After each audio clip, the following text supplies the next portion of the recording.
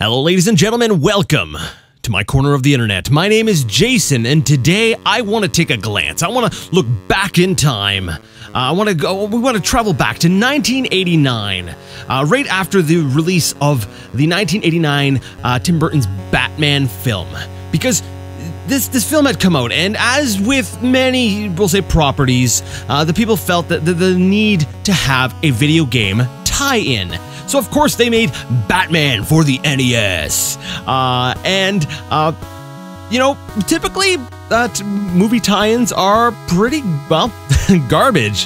However, luckily, that is not the case with this installment. This is actually a rather good game that I quite enjoy, and I wanted to take a look back and sort of share that game a little bit with you guys to show you what it's about, and you know, if it tickles your fancy, if you happen to like it, maybe you will be able to track down a copy and play it yourself. So before we jump into, we'll say, the gameplay and everything, all the little details about it, let's look in the manual where, you know, where story typically was found in these games. Now the game does have its own little sort of intro cutscene that plays at the beginning if you don't press start, and it gives you a rundown. But I like going back to the manual because I don't know, that's my era. So let's see, what is the story? Well, the citizens of Gotham City, trademark, are busy planning the city's 200th anniversary festival, but there's not much to celebrate. Crime and violence rule the city. The only man who can free the city from the Jokers, trademark, incorrect apostrophe, whatever, evil clutchers, is the one and only Batman, trademark. With your help, Caped Crusader, trademark, can defeat the Joker and save the good people of Gotham City. Trademark? Batman is armed with special weapons and acrobatic strength. He must destroy 15 different types of enemies and 5 bosses while traveling through 5 stages. Finally, Batman comes to face with the Joker, but who will prevail? It's up to you. Spoilers: Batman wins. Anyways, the game starts off and you are thrown into the thick of things. You're Batman, so naturally your prime means of destroying and, you know, fighting crime is with your fists. So you can sort of run, jump, punch, and you do have 3 other special weapons that you have at your disposal. You know, it wouldn't be Batman without a utility belt of special gadgets to help him out. So by default, you can run up and you can punch people, and naturally there is no ammunition when it comes to punching things. So you run around, you punch enemies, and then you can also switch to some of the various, we'll say, side weapons, the utility weapons that you have.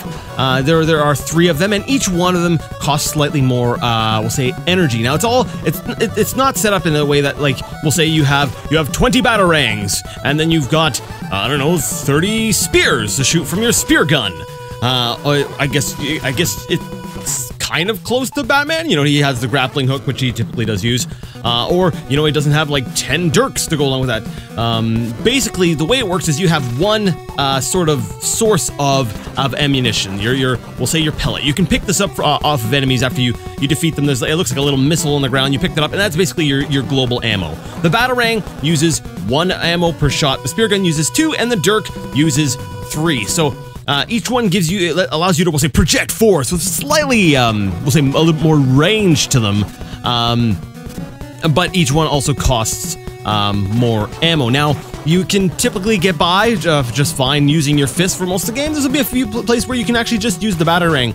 I've actually found the spear gun and the dirk, we'll say, aside from a few select, we'll say, encounters or parts of stages, you generally don't need them. They make your life easier in some cases, but they're not necessary. There we go. Speaking of things that enemies drop, they also drop a heart item, which we'll say if you pick it up, it actually gives you health, unlike, we'll say, like Castlevania, which the jumping in this game kind of feels like.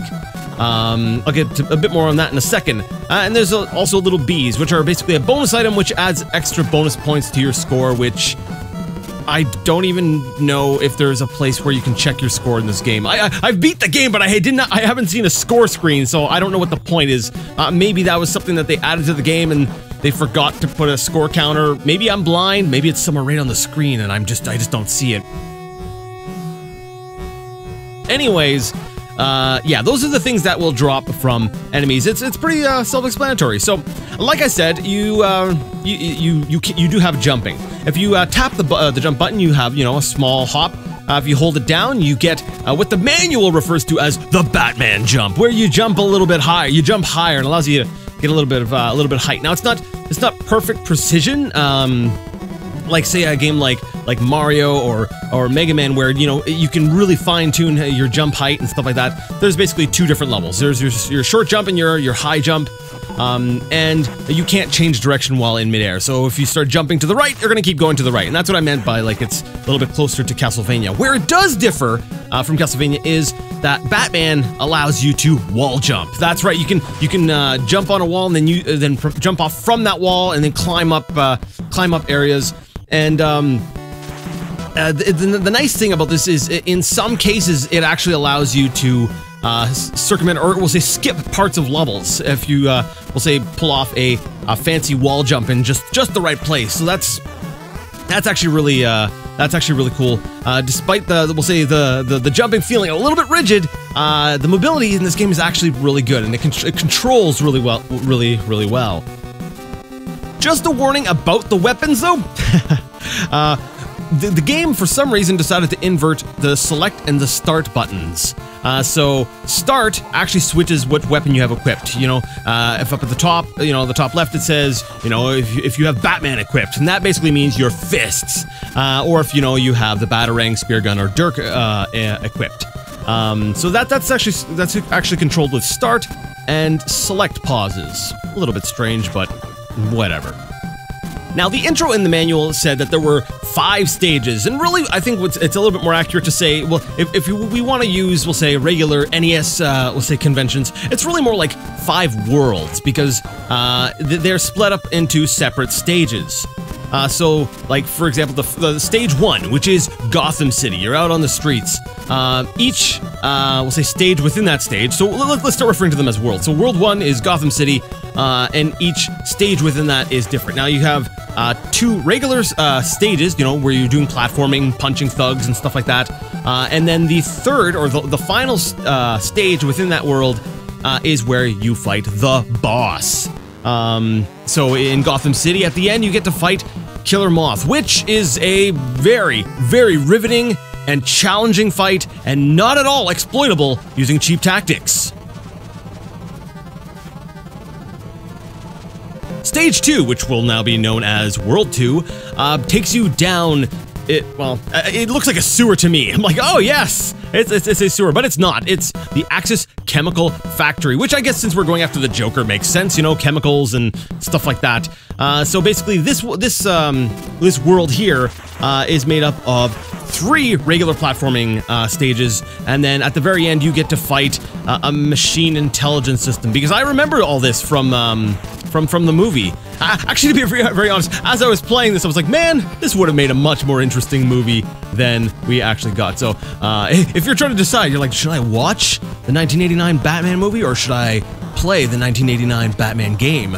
I would recommend the game, because, yeah, it's a lot more interesting. Stage 3 is when your blood really begins to boil. And Stage 3 is the true sewer level of the game. It's called the Underground Conduit. Once again, we'll refer to it as World 3. This one here also has 3 regular platforming stages, and has one of the introduction of one of the most annoying enemies in the game. This jumping around guy who I couldn't even care less to look up the name of this enemy. It's in the manual, but whatever. The jumping frog guy who, I don't even know if it's a frog. This jumping guy, he keeps jumping on you and killing you, and it drives me freaking nuts.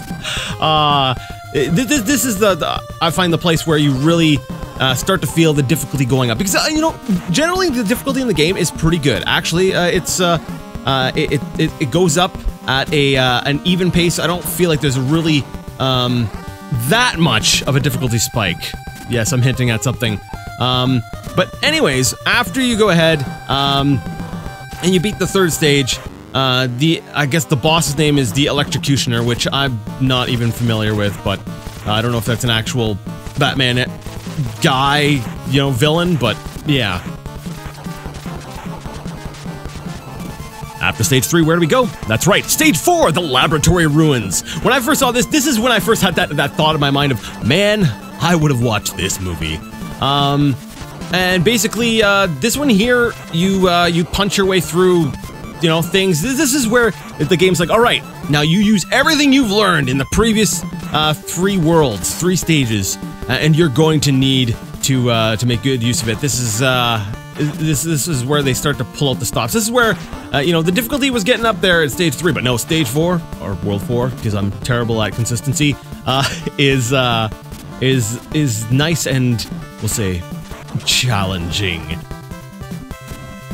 The very end, I don't know, the boss doesn't feel like it even fits into Batman. Like, I'm looking at this boss and it's like, this seems like something that belongs more in like Contra or something. But regardless, you go ahead and punch your way through it, and that's great. Finally, stage 5, or world 5, the Cathedral. Now this one here is split up into 1 level. Basically 1 level and 2 bosses. This 1 level, this is what I'm talking about difficulty spike. If you've made your way through the previous 4, you're like, man, I've spent so much time getting through these previous levels. You are committed to the game by this point, and the game knows it. It says, all right, you're committed, all right? Yeah, have fun with this level. You get 1 level of just pure hell. Platforming, wall jumping, it is brutal. And I love it. I absolutely love it. It's terrible. And then after that, after you've fought your way through this, and you know you've burned through your lives, continues. We'll get into we'll say those things in a bit, but you've fought your way through all this. You make it up to the top, and you have to fight Firebug. And then after you fight Firebug, immediately you're thrown into the fight with the Joker. And that's where you have your final showdown, and it is brutal. It's basically hard level boss rush. Now, the game is this sounds, and I'm sure, but just by looking at it, you can say, wow, this game is kind of a jerk. But the game does do some things that are rather nice. There's some, we'll say, quality of life, or we'll say some nice decisions that maybe weren't that common back in that era. And the first thing, like I had mentioned, was lives, right? And continues. How do those work in this game? Well, basically, you have your lives, and whenever you lose a life, you resume back on, we'll say, the exact stage, not the world, the exact stage you were on. So let's say you've gone through all of the, I don't know, we'll say world 4. You've gotten through the entire laboratory thing. You got to the boss. As long as you have lives, you can refight the boss. Now, once you lose all your lives, you can continue, and using a continue drops you back to the last platforming stage. So you're still not dropped back to World 4 Stage 1, you're actually dropped back to World 4 Stage 3.